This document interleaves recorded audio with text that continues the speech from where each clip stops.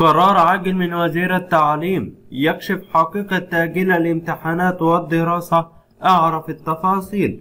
قال وزير التعليم الدكتور طارق شوقي بتجديد تأكيده على عقد الامتحانات وبدء العام الدراسي في المواعيد المحددة لها، وقال إن هذه الأيام تنتشر فيها العديد من الشائعات الكثيرة لبلبلة الطلاب وأولياء الأمور في محاولات مستميتة لتعطيل الدراسة والامتحانات. ومن خلال الصفحة الرسمية الخاصة به على الفيسبوك قال: لا تلتفتوا لهذا كله لأن الامتحانات في مواعيدها المقررة، كما أعلنا رسميا على موقع الوزارة وعلى الصفحة الرسمية، ولا تستمدوا معلومات من أي مصدر آخر. احذروا الشائعات. انتشر اليوم الصورة المرفق بها وهي مزورة بالكامل، وسوف يحاسب مروجها قانونيا، والله المعين لنا جميعا.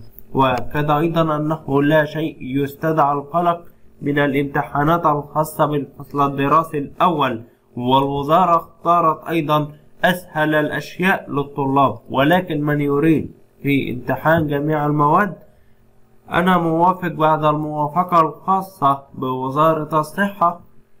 وأكد أنه لابد أن لا يتم الالتفات إلى جميع الشائعات التي تنتشر في الوقت الحالي لأنها تثير البلبلة الكبيرة. وأوضحت أيضا أنه يوجد هناك دولة متقدمة أوقفت الدراسة نهائيا لأنها لم تجد حلولا بإكمال العام الدراسي لها، وأيضا أن الوزارة قدمت العديد من الحلول الكثيرة وهي التي تتلائم مع الظروف الحالية التي توجد في ظروف كورونا، وأنه يوجد هناك الكثير والكثيرون الذين يريدون الحصول على حلول تلائمية فقط، والامتحانات سوف تسير في مسارها الطبيعي. وبكده نكون وصلنا لنهاية هذا الخبر.